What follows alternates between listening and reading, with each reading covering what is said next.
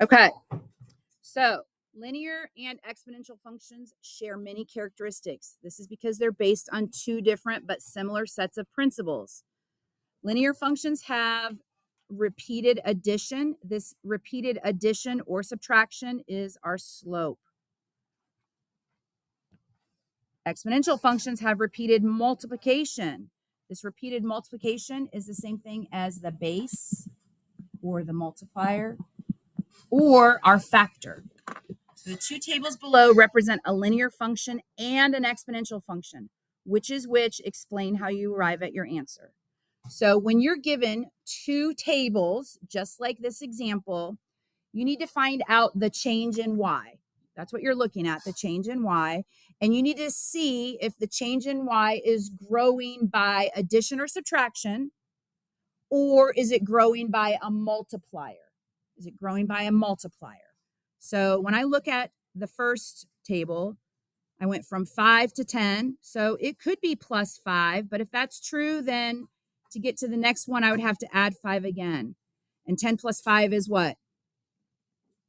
It's 15. So that's not going to work. It's not going to work. The plus 5 is not going to work. It's not a repeated addition. So what can I multiply 5 by to make it equal 10? 2. What can I multiply 10 by to make it equal 20? It is frozen, sorry. What can I multiply 10 by to make it equal 20? 2. What can I multiply 20 by to make it equal 40? Times 2. So this is exponential. It says, explain how you arrived at your answer. Well, we showed that you can't add 5. You can't add a repeated addition to get to the next term. So I started with these first two y values, and I tried the plus 5. But if it was increasing by 5 every time, my outputs would be 5, 10, 15, 20, 25, and they don't look like that. So that means that this is an exponential function. And we can actually write the equation to this. Since we know that b equals 2, what is this equation? What is the value of a? Look at your table. Look at your table. What is the value of a? 5. So this equation is y equals 5 times 2 to the power of x. Okay, so now let's go to the second table. Let's see. What do I add to 8 to make it equal 11? Plus 3. What do I add to 11 to make it equal 14? Plus 3. What do I add to 14 to make it equal 17? Plus 3. 17 plus 3 is 20. So this is my slope. My change in y over my change in x. It's my slope. Think about how we write an equation in slope-intercept form. What is the b value in the form y equals m times x plus b? So in a linear function, y equals m times x plus b, what does b represent? Represents the y-intercept. So what is the initial value or the y-intercept? 8. So what is this function? It's linear. What's the equation? Anyone? Yeah, y equals 3x plus 8. Y equals 3x plus 8. So you're looking at the outputs. I want everyone to pick their heads up. It is not nap time. Close your Chromebooks, everybody. Close them. Braden, can you close your Chromebook, please? So you're looking at the outputs and you're trying to decide from the outputs what's happening. Are you growing by a plus, minus, or are you growing by a multiplier? Okay.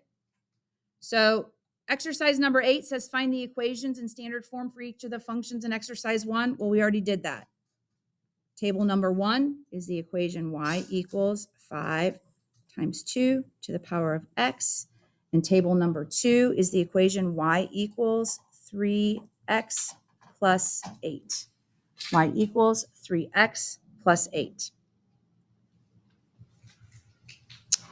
Recall that we've been able to construct the equations of both linear and exponential functions if we both know 2 points that lie on the function.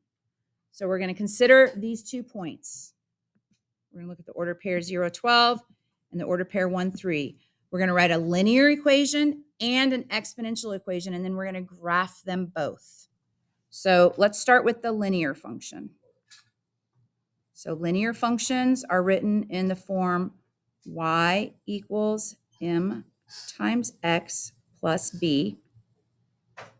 So when I look at my ordered pairs, 0 when x is 0, when x is 1, and my outputs, let's see, when x is 0, my output is 12, and when x is 1, my output is 3. Think about linear. We're talking about what do we add or subtract? What did I add or subtract to the 12 to make it equal 3?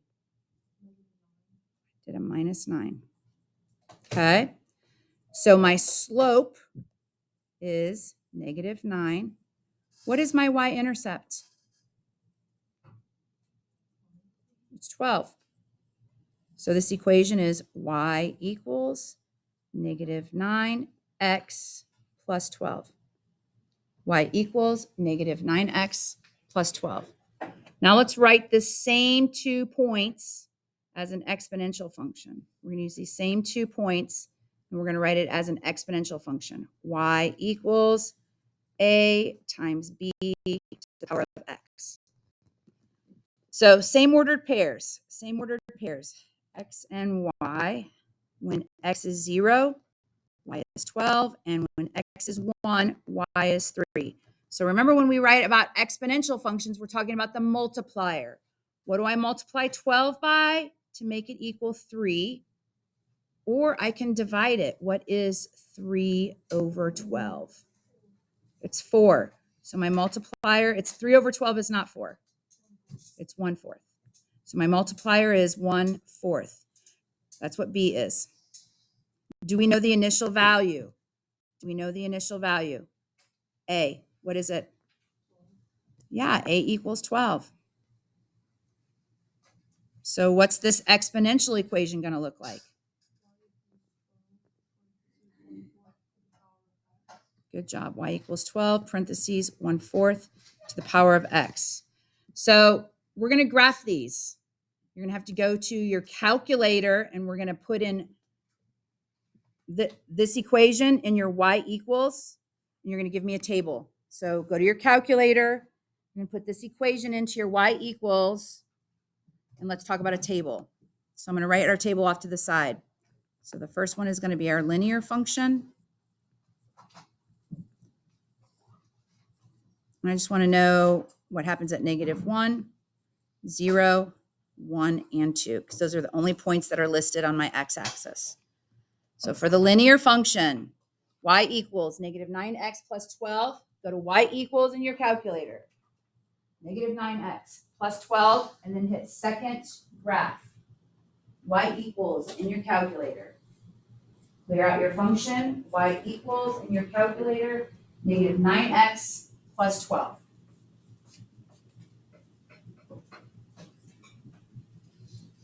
Negative 9, y equals. You gotta hit y equals. Y equals. Okay. Gotta hit y equals. JD with me today? Gotta hit y equals. Y equals.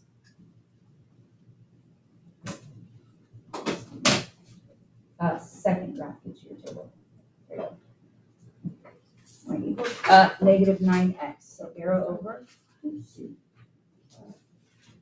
And if we hit insert, it'll let me insert next. There you go. And then hit second graph. We see Jam. Okay, so second graph gives you your table. Okay, do you have your x in there? 9x. X is not multiplied. X is a variable right there. Second graph. All right, when x is -1, what is y for the linear function? What is it? 21. When x is 0, what is y? 12. When x is 1, what is y? When x is 2, what is y? Okay, so let's plot that, and I'm going to graph it in green. When x is -1, y is positive 21. That's going to be right here. When x is 0, y is 12. When x is 1, y is 3. And when x is 2, y is -6. So this is the linear function. So now we're going to do the same exact thing, but we're going to use the exponential function. So you're going to have to put that into your calculator. So my exponential function, I'm looking for the outputs for when x is -1, when x is 0, when x is 1, and when x is 2. So go to y equals again, 12 parenthesis 1 divided by 4 parenthesis exponent x. So you already got that one? Okay. So go to your graph, go to your table. So Travis, when x is -1, what is y? When x is 0, what is y? When x is 1, what is y?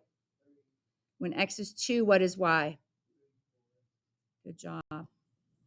So let's try and graph those. So when x is -1, y is 48. It doesn't even really fit on my graph, but I'm going to put a point way up here.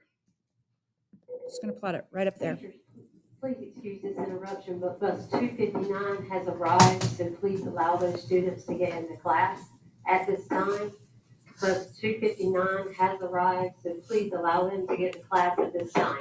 Thank you. So notice that these two functions have the same, has 2 points that are the same, right? And when x is 2, y is 3/4. But here's what this is going to look like. If I start way up here, remember that this is a curve. So this curve is just going to end up going like this.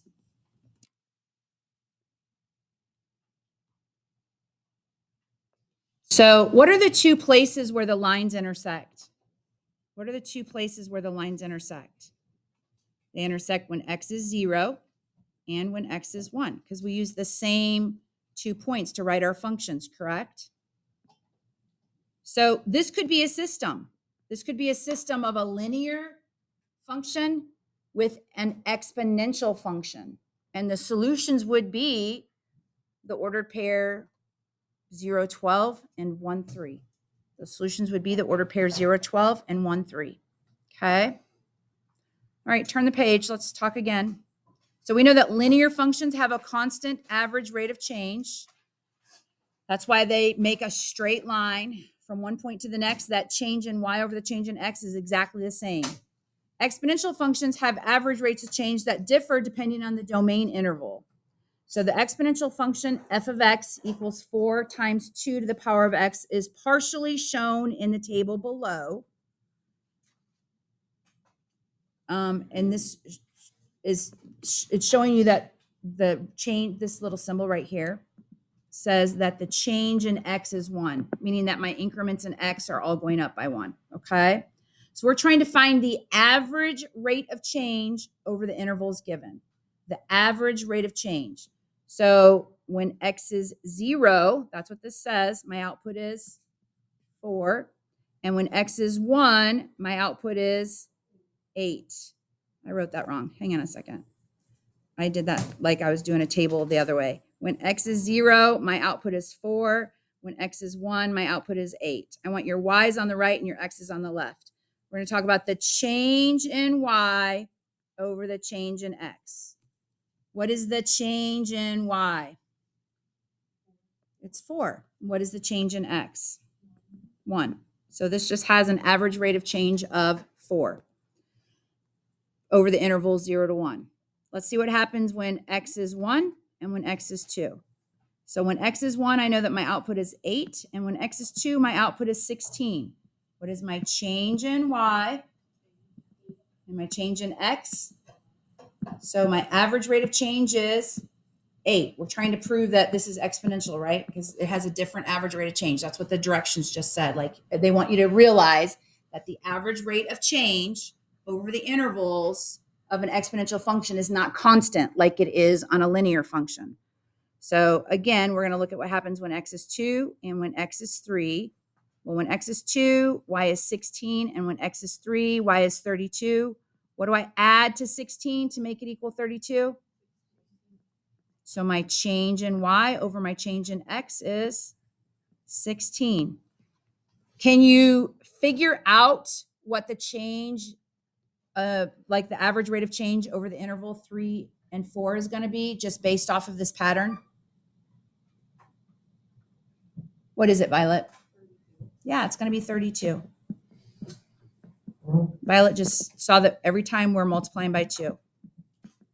Every time we're multiplying by 2. Because our multiplier is 2. All right. So it says, what is happening to the rate of change as x gets larger? Each time it increases by a multiplier of 2. Each time it's increasing by a multiplier of 2. I don't know why I use that color. I know you guys can't see it. Let me just rewrite that. Each time it increases by a, Travis, pick your head up. Pick up your pencil. Multiplier of 2. That's what's happening. Each time it increases by a multiplier of 2. Okay? All right. That's it. That's our lesson.